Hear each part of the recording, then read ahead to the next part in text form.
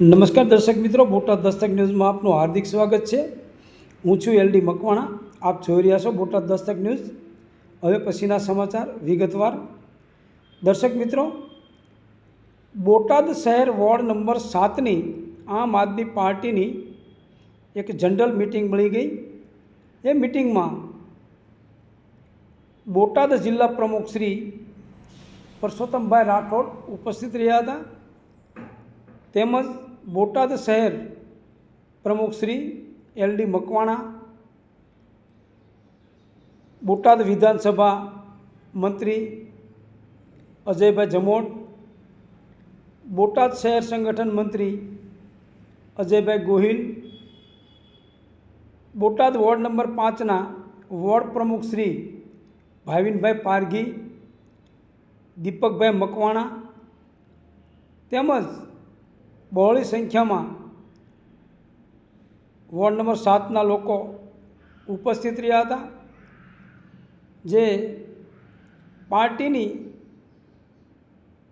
શું રૂપરેખા છે, પાર્ટીએ શું કામ કરવાનું છે, પાર્ટીમાં કઈ રીતના હોદ્દા હોય, પાર્ટીમાં કઈ રીતના હોદ્દા આપવાના બાકી છે, પાર્ટીમાં શું કામગીરી કરવાની છે, તેવું માનનીય શ્રી જિલ્લા પ્રમુખ શ્રી પરસોત્તમભાઈ રાઠોડે તમામ કાર્યકરોને સમજાવેલ। તેમજ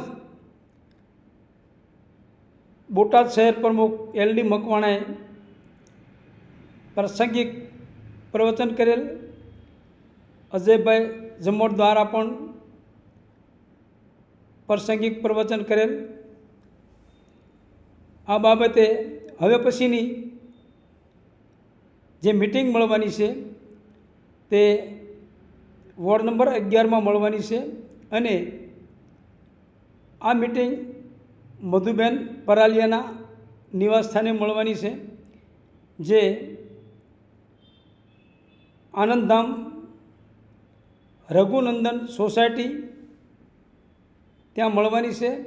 તો આમ આદમી પાર્ટીના તમામ કાર્યકરોને વિનંતી કે તેઓ સાંજના 8:30 કલાકે મધુબેન પરાલિયાને ત્યાં રઘુનંદન સોસાયટી ત્યાં આવી જાય અને પાર્ટીને મજબૂત બનાવવા માટે તમામે પ્રયત્નો કરવાના છે। Botad Dastak news, LD Makwana, Botad.